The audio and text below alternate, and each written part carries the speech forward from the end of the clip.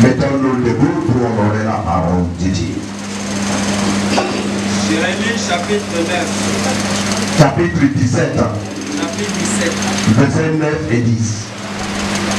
La Bible dit, le cœur est tortueux par-dessus tout, et il est méchant. Qui peut le connaître?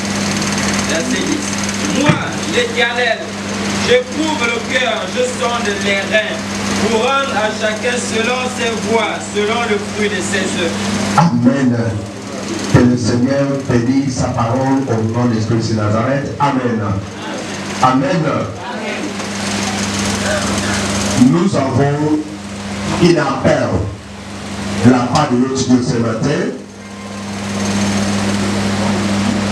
qui est là pour attirer notre attention vers notre cœur.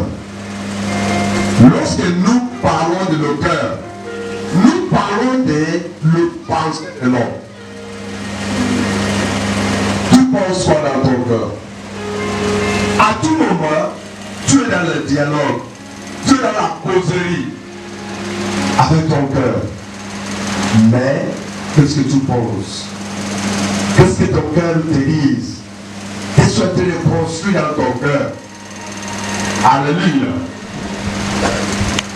Le cœur de l'homme, comme notre Seigneur Jésus a dit, et ce qui suit l'homme, ce n'est pas ce qui entre dans notre bouche, mais c'est ce qui sort de la bouche, parce que ça sort de notre cœur. Amen. Le cœur, c'est la source de la vie. Tu veux la vie pour gérer ton cœur. Tu veux la mort, bon, pour livrer ton cœur. Alléluia. Aujourd'hui, Dieu nous appelle à la repentance. La repentance, c'est la transformation du cœur. C'est la gérance du cœur. Tu dois gérer ton cœur. Tu dois libérer ton cœur pour que ton cœur soit transformé. Nous sommes dans la maison de Dieu pour qu'on puisse recevoir des enseignements de Dieu. Des enseignements qui sortent de la parole de Dieu. Et ce sont ces enseignements qui transforment le cœur de l'homme. Mais c'est malheureux. Il y a beaucoup qui ont 5 ans, 10 ans, 20 ans dans la maison de Dieu, mais leur cœur n'est pas toujours transformé. Alléluia. Pourquoi? Est-ce que les enseignants n'enseignent pas mieux? Non.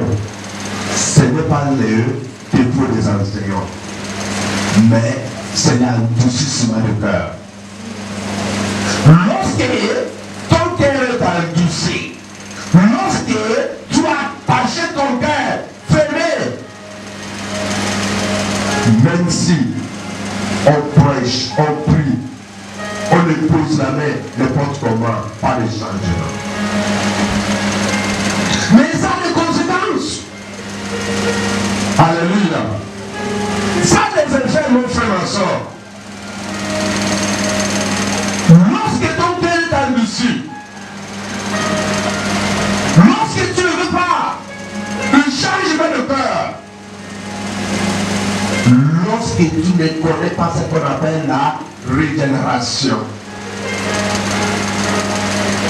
ça a des conséquences, ça a des effets.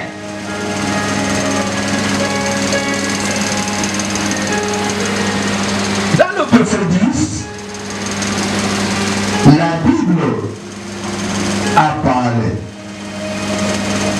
Il dit, moi l'Éternel, j'ai trouvé le cœur, j'ai sonné le rein, pour rendre à chacun selon ses œuvres. Alléluia. Vous voyez la conséquence? Vous voyez la conséquence de l'état de ton cœur.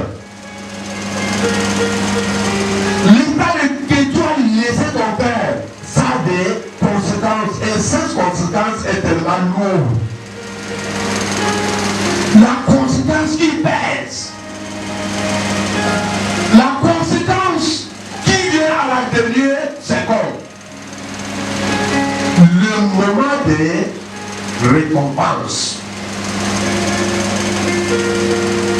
C'est-à-dire, le moment que tu n'as plus le moyen, tu n'as plus l'occasion, tu n'as plus la possibilité d'amender ta vie.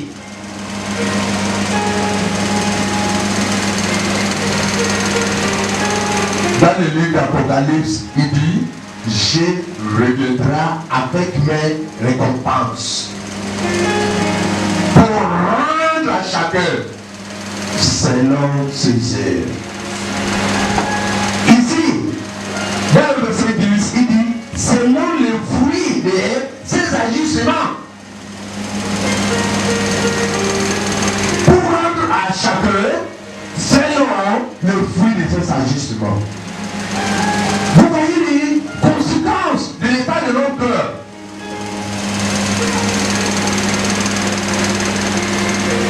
On enseigne, c'est comme si on n'est pas enseigné. On nous avertit, c'est comme si pas d'avertissement. Mais à la dernière minute, selon ses œuvres. On va voir, parce que il y a plein de choses qui me font peur. À tout moment, quand je touche à ce passage biblique, mon cœur tremble. 2 Samuel, chapitre 12, le verset 1 à 15.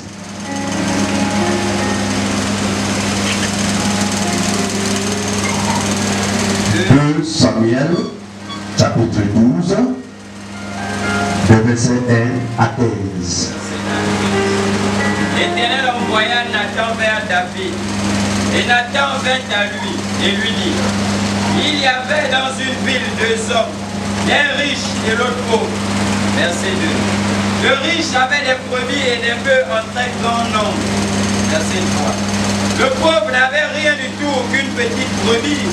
Il avait acheté. Il la nourrissait et elle grandissait chez lui avec ses enfants. Elle mangeait de son pain, buvait dans sa coupe, dormait sur son sein. Et il la regardait comme sa fille. Verset 4. Un voyageur arriva chez l'homme riche. Et le riche n'a pas voulu toucher à ses brebis ou à ses bœufs pour préparer un repas au voyageur qui était venu chez lui. Il a pris la brebis du pauvre et l'a apprêtée pour l'homme qui était venu chez lui. Verset 5. La colère de David s'enflamma violemment contre cet homme. Et il dit à Nathan, l'Éternel est vivant, l'homme qui a fait cela mérite la mort. Verset 6. Et il rendra 4 brebis pour avoir commis cette action et pour avoir été sans pitié. Verset 7. Et Nathan dit à David, tu es cet homme-là. Ainsi parle l'Éternel, le Dieu d'Israël. Je t'ai oint pour roi sur Israël, et je t'ai délivré de la main de Saoul. Verset 8. Je t'ai mis en possession de la maison de ton maître. J'ai placé dans ton sein les femmes de ton maître, et je t'ai donné la maison d'Israël et de Juda. Et si cela eût été peu, j'y aurais encore ajouté. Verset 9. Pourquoi donc as-tu méprisé la parole de l'Éternel en faisant ce qui est mal à ses yeux? Tu as frappé de l'épée Uri, le Héthien. Tu as pris sa femme pour en faire ta femme. Et lui, tu l'as tué par l'épée des fils d'Amon. Verset 10. Maintenant, l'épée ne s'éloignera jamais de ta maison, parce que tu m'as méprisé. Et parce que tu as pris la femme d'Uri, le Héthien, pour en faire ta femme. Verset 11. Ainsi parle l'Éternel. Voici, je vais faire sortir de la maison, je vais faire sortir de ta maison le malheur contre toi. Et je vais prendre sous tes yeux tes propres femmes pour les donner à un autre, qui couchera avec elles à la vue de ce soleil. Verset 12. Car tu es agi en secret, et moi, je ferai cela en présence de tout Israël et à la face du soleil. Verset 13. David dit à Nathan, j'ai péché contre l'Éternel. Et Nathan dit à David, l'Éternel pardonne ton péché, tu ne mourras point. Verset 14. Mais, parce que tu as fait blasphémer les ennemis de l'Éternel en commettant cette action, le fils qui t'est né mourra. Verset 15. Et Nathan s'en alla dans sa maison. L'Éternel frappa l'enfant que la femme d'Uri avait enfanté à David. Et il fut dangereusement malade. Verset 7. Amen. Que le Seigneur bénisse sa parole au nom de Christ de Nazareth. Amen. Vous voyez pourquoi je vous parle. Dieu nous parle de le cœur. Le cœur. Nous connaissons tous, même avant notre repentance, cette histoire. Comment David a pris la femme de Urien, les Hittitailles. Comment il a envoyé Urien devant le champ de combat. Et il a resté maintenant prendre sa femme par derrière. Amen. Non.